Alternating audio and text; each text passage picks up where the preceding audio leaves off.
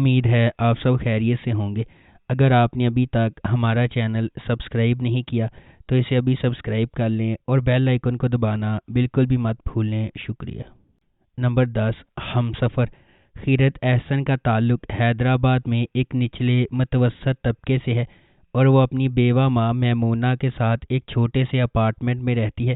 جیسا کہ یہ سیریز شروع ہوتی ہے، اس نے حال ہی میں اپنی بیچلر آف سائنس کی ڈگری مکمل کی ہے اور ریاضی میں بہت مضبوط ہے۔ میمونہ کا بھائی بصیرت حسین ایک خود ساختہ کروڑ پتی ہے جو کراچی میں رہتا ہے۔ اس کی شادی فریدہ سے ہوئی ہے جو ایک سماجی کارکن ہے جو انسانی حقوق کی NGO چلاتی ہے۔ ان کا ایک بیٹا ہے اشر جس نے ییل یونیورسٹی سے MBA کیا ہے اور اپنے والد کے ساتھ خاندان کی اعلیٰ طاقت والی فارم چلاتا ہے۔ میمونہ کو کینسر کی تشخیص کے بعد بصیرت اسے اور خیرت کو علاج کے لیے کراچی میں اپنے بڑے گھر لے آتا ہے۔ جب اسے معلوم ہوتا ہے کہ اس کا کوئی علاج نہیں ہے، میمونہ نے بصیرت سے کہا کہ وہ خیرت کی شادی کا بندوبست کرے۔ میمونہ کی بہتر دیکھ بھال نہ کرنے پر قصوروار محسوس کرتے ہوئے بصیرت یہ وعدہ کر کے معاوضہ دیتا ہے کہ اشر خیرت سے شادی کرے گا۔ نمبر 9، پیارے افضل۔ کہانی حیدرآباد شہر سے شروع ہوتی ہے جہاں مرکزی کردار افضل سبحان مولوی سبحان اللہ کرکٹ کھیل رہے ہیں۔ افضل اپنا وقت کھیل، تاش اور سٹہ بازی میں صرف کرتا ہے جسے اس کے والد حقیر سمجھتے ہیں۔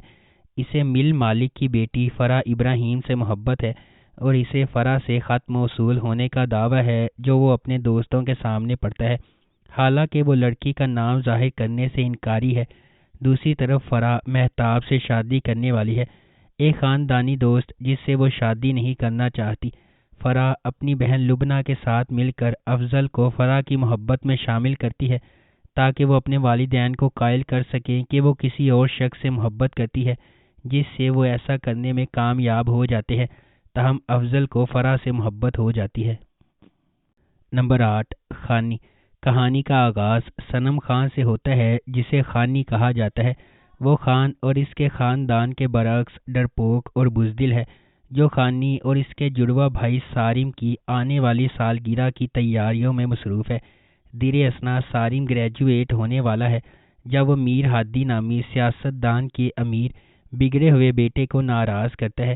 ایک لڑائی ہوتی ہے اور ہادی صارم کو 4 گولیاں مار کر قتل کر دیتا ہے۔ صارم کے قتل سے پریشان خانی کے اہل خانہ نے ہادی کے خلاف عدالت میں مقدمہ دائر کر دیا۔ انہیں دھمکیاں ملنا شروع ہو جاتی ہیں اور انہیں بہت ذلت اور ہراسانی کا سامنا کرنا پڑتا ہے، تاہم خانی جو اپنے بھائی کی موت کے بعد سے پختہ ہو چکی ہے اور ریڑھ کی ہڈی میں اضافہ کر چکی ہے، اس وقت بھی ثابت قدم رہتی ہے جب اس کے والدین اس صورتحال میں ڈگمگاتے ہیں۔ نمبر 7، خدا اور محبت سیزن 3۔ سیزن کا آغاز ماہی اور اس کی بھابھی کے لاہور آنے سے ہوتا ہے۔ ایک آدمی جس سے وہ ملتی ہے تیمور ماہی کے بارے میں سوچنے سے نہیں رک سکتا۔ فرحاد نامی نوجوان غیر قانونی کام کرتا ہے، اس لیے اس کے والدین اسے کہیں کام پر بھیج دیتے ہیں۔ فرحاد اور ماہی ایک شادی میں ملتے ہیں اور ان کی دوستی ہو جاتی ہے۔ ماہی اس وقت کو گھر میں اپنی سخت زندگی سے رہائی کے طور پر استعمال کرتی ہے اور فرحاد کی دوستی سے لطف اندوز ہوتی ہے، لیکن فرحاد اس سے محبت کرنے لگتا ہے۔ نمبر 6، زندگی گلزار ہے۔ ڈرامے کی کہانی کشف مرتضیٰ اور زارون جنید کی زندگی کے گرد گھومتی ہے۔ کشف کا تعلق ایک نچلے متوسط خاندان کے پس منظر سے ہے اور وہ اپنی والدہ رافیہ اور اپنی 2 بہنوں سدرا اور شہنیلا کے ساتھ رہتی ہے۔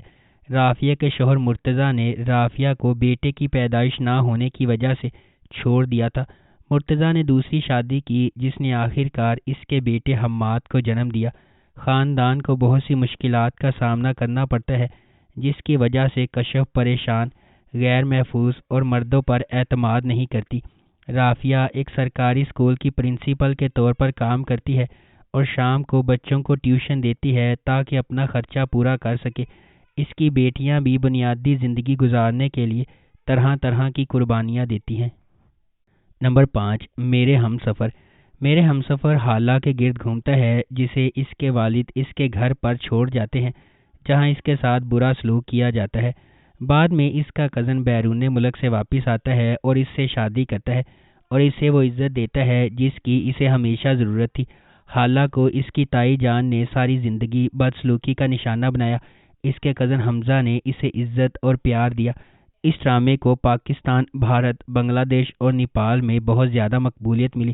حمزہ اور حالہ کی کیمسٹری کو شائقین نے بے حد پسند کیا۔ اس ڈرامے کی ٹوٹل 40 اقساط ہیں اور اسے ARY ڈیجیٹل پر نشر کیا گیا۔ نمبر 4، تیرے بن۔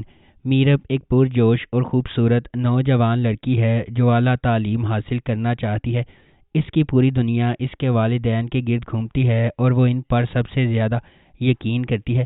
اس کی مضبوط اور پراعتماد شخصیت اسے اپنے آس پاس کی سماجی ناانصافیوں کے خلاف کھڑا کرتی ہے۔ اس کے برعکس مرتسم کا تعلق ایک طاقتور اور بااثر خاندان سے ہے۔ وہ اپنے خاندان کے اخلاق اور روایات کا احترام اور قدر کرتا ہے اور خاندان کو نیچا دکھانے سے انکار کرتا ہے۔ میرب کی زندگی ایک غیر متوقع موڑ لے لیتی ہے جب اسے اپنی اور مرتسم کی زندگی کے بارے میں، اپنے خاندان کے فیصلے کے بارے میں پتہ چلتا ہے۔ میرب کے خلاف مرتسم کی نفرت ماضی کے ایک خاندانی راز کے طور پر بڑھتی جا رہی ہے۔ نمبر 3، پری زاد۔ کہانی ایک سیاہ فام کالج کے طالب علم پری زاد کے گرد گھومتی ہے جو خود اعتمادی کے مسائل اور اعتماد کے مسائل کے ساتھ پروان چڑھا ہے۔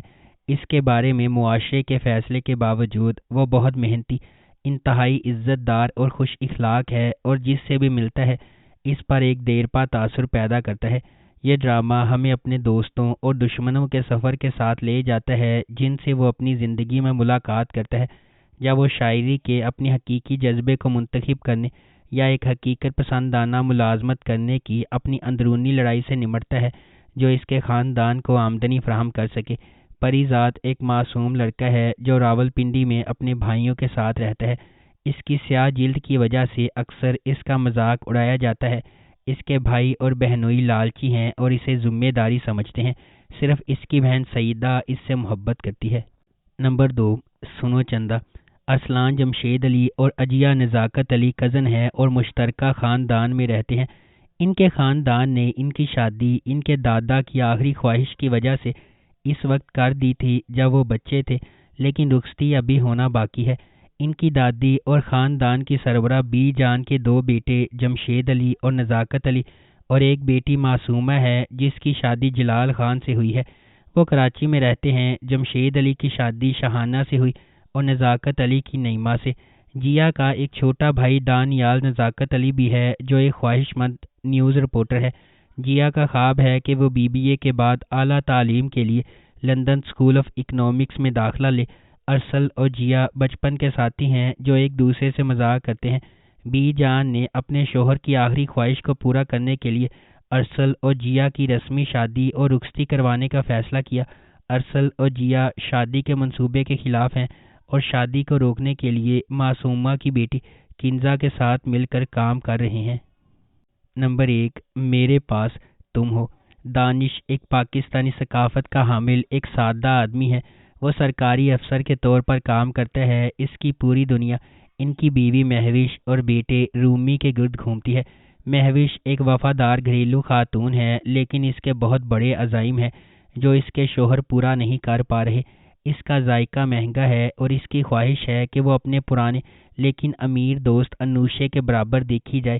اس کے بعد مہوش اور دانش کو انوشے کے بھائی کی شادی میں مدعو کیا جاتا ہے جہاں ایک امیر بزنس مین شہوار نے اس پر جادو کیا ہے۔ یہ آخرکار اس کی گیس لائٹنگ، چاپلوسی اور دولت کے سحر میں مبتلا ہونے کی وجہ سے غیر ازدواجی تعلقات میں بدل جاتا ہے، یہاں تک کہ وہ مہوش کو اپنے دفتر میں بہت زیادہ تنخواہ اور اضافی مراعات کے ساتھ ایک اعلیٰ عہدے کی نوکری کی پیشکش کرتا ہے۔ مہوش کے بیٹے اور شوہر نے اس کے دفتر میں اس کی نوکری سے انکار کیا کیونکہ انہیں غیر ازدواجی تعلقات کا شبہ ہے۔ اگر آپ کو ہماری یہ ویڈیو پسند آئی ہے تو اسے لائک کریں، شیئر کریں اور ہمارے چینل کو سبسکرائب کرنا بالکل بھی مت بھولیں۔